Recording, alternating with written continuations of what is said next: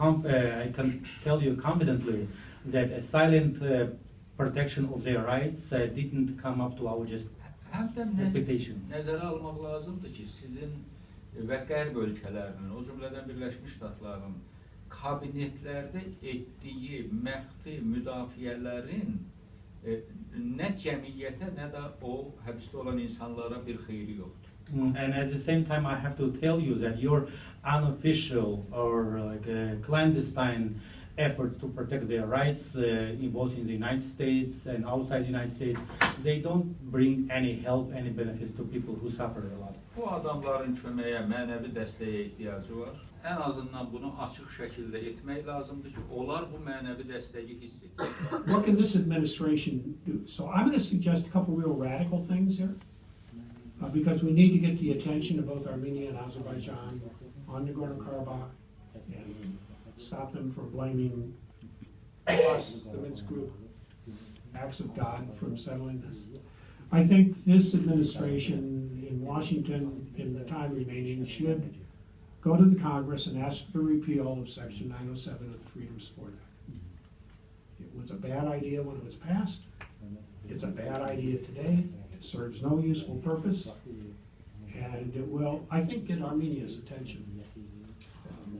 That we're looking for a new opening here. The second thing to get Azerbaijan's attention is to apply travel sanctions on officials responsible for the arrest and detention of political prisoners.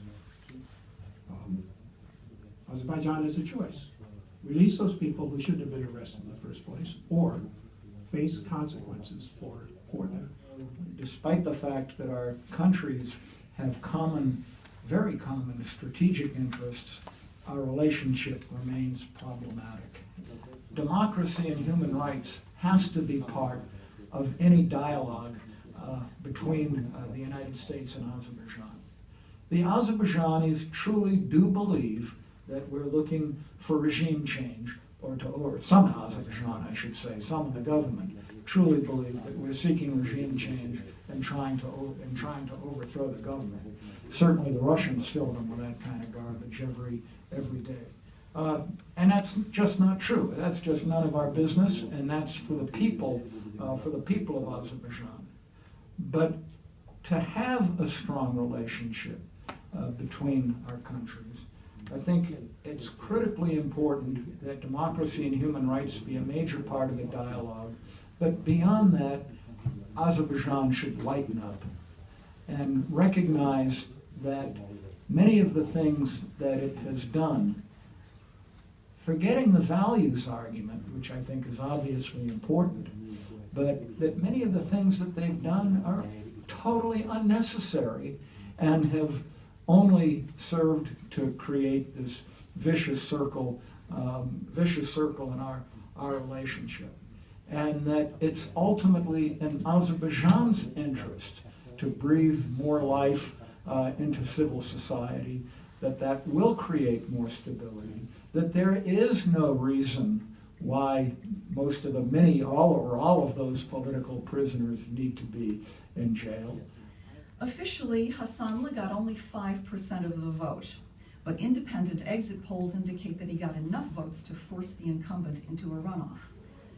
But runoffs do not happen in Azerbaijan. Despite the official loss, Jamil Bey remained a pro-democracy celebrity in Baku.